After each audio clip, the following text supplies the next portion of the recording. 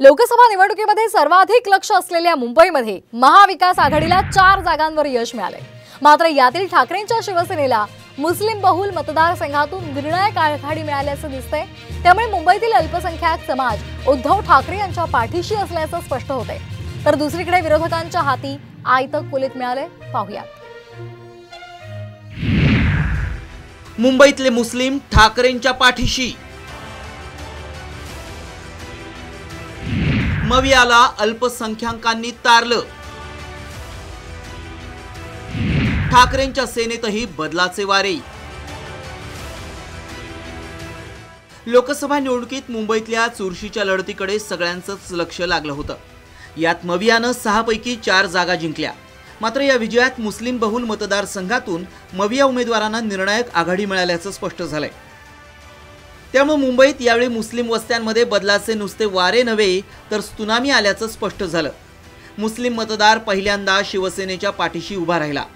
मुस्लिम बहुल भागात मिळवलेल्या निर्णायक आघाडीच्या जोरावर शिवसेनेचे ठाकरे गटाचे 2 खासदार निवडून आले। तर काँग्रेस उमेदवारांच्या विजयात अल्पसंख्याक समाजानं मोलाची भूमिका बजावली आहे। मुंबईतल्या 6 लोकसभेत मुस्लिमांनी कशी साथ दिली आहे पाहूयात। ठाकरे गटाचे अरविंद सावंत 53,000 मतांनी विजयी झाले।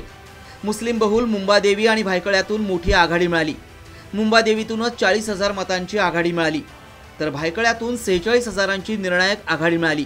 ईशान्य मुंबई लोकसभा मतदारसंघात ठाकरे गटाचे संजय दीना पाटील 29,861 मतांनी विजयी झाले। मुस्लिम बहुल मानखुर्द शिवाजीनगरमधून त्यांना 87,971 मतांची निर्णायक आघाडी मिळाली। ठाकरे गटाचे अनिल देसाई हे 53,000 मतांनी विजयी झाले। मुस्लिम बहुल अणुशक्तीनगर शिव कोळीवाड्यातून त्यांना एकूण 38,000ची निर्णायक आघाडी मिळाली, तर वर्षा गायकवाडांचा 16,514 मतांनी विजय झाला। कुर्ला, चांदिवली, वांद्रे पूर्व, कलिना या मुस्लिम बहुल मतदारसंघातून त्यांना 74,000 मतांची निर्णायक आघाडी मिळाली। सोडून देऊ किमान 1,00,000 मतांनी प्रत्येक मतदारसंघामध्ये उबाटा पराभूत झालेली आहे। केवळ हे फतवे काढून एक गठ्ठा मतदान घेऊन ज्या ठिकाणी ही वस्ती आहे तिथले जाऊन तुम्ही बूथची आकडेवारी काढा आणि तुमच्या लक्षात येईल की प्रत्येक ठिकाणी पराभूत झाले। 1993च्या मुंबईतल्या दंगलीनं धार्मिक तणाव निर्माण झाला। या दंगलीनंतर शिवसेनेनं हिंदुत्ववादाची भूमिका अंगीकारली। यामुळे मुस्लिम समाज कायमचा ठाकरेंपासून दुरावला गेला। मात्र 3 दशकांनंतर मुंबईतलं हे चित्र बदललं असून मुंबईत पहिल्यांदा मुस्लिम वस्त्यांनी ठाकरेंच्या उमेदवाराला मतदान केलंय। आगामी विधानसभा आणि महापालिका निवडणुकीतही ठाकरेंसोबत राहिल्यास मविया मोठी मुसंडी मारण्याची शक्यता आहे। ब्युरो रिपोर्ट, साम टीव्ही न्यूज।